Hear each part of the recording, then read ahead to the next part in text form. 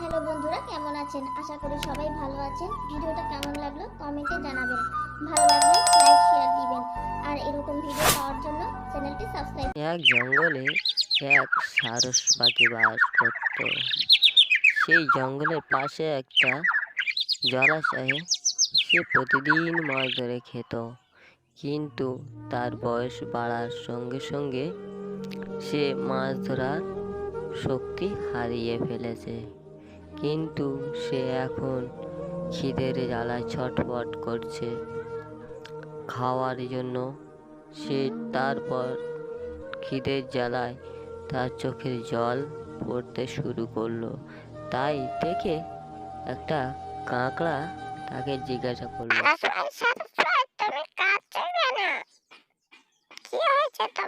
এই শুনে সারস বলল, কাকড়া ভাই, এই জলাশয় খুব সত্তরে শুকিয়ে চলেছে।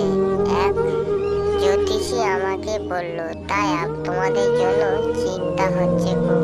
এই শুনে কাকড়া বলল, তাই নাকি সারস ভাই?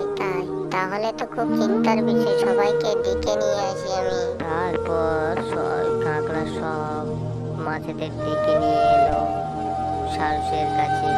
সারস ভাই, এটা কি সত্যি শুনছি আমি? এরকম যদি হয় তো আমরা মারা যাবো। এই শুনে সারস বলল, একটা উপায় আছে। আমি প্রতিদিন সবাইকে একজন করে টোটে করে নিয়ে পাহাড়ের ওপারে জঙ্গলে জলাশয়ে দিয়ে আসবো।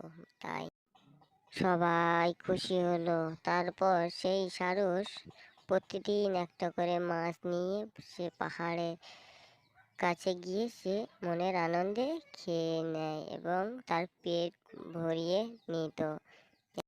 কাঁকড়া বলল, আমাকে নিয়ে চলো না ভাই, আমিও যেতে চাই। কাঁকড়া যেতে যেতে বলল, সারস ভাই, আর কত দূরে সেই জলাশয়টা? এখনো দেখা যাচ্ছে না।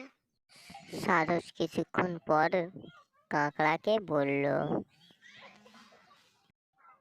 ওরে মূর্খ কাঁকড়া, এখানে কোনো জলাশয় নেই। কিছুক্ষণ পর তোকে মেরে আচার করে আমি খেয়ে নেব, তারপর বুঝবি মজা। কাকড়া তখন রাগান্বিত হয়ে বলল, ওরে বেটা দুষ্টু সারস, তোকে আমি দেখাচ্ছি মজা। এই বলে কাঁকড়া তখন সারসের গলায় দাঁড়া দিয়ে জোরে চাপ দিতে লাগলো। সারস তখন বলল, ওরে বাবারে, মরে গেলাম রে আমি।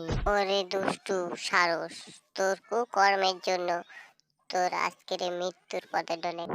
তারপর কাঁকড়া অনেক কষ্টে এসে মাছদের সব কথা জানালো এবং সবাই সুখে শান্তিতে সেই জলাশয়ে থাকলো।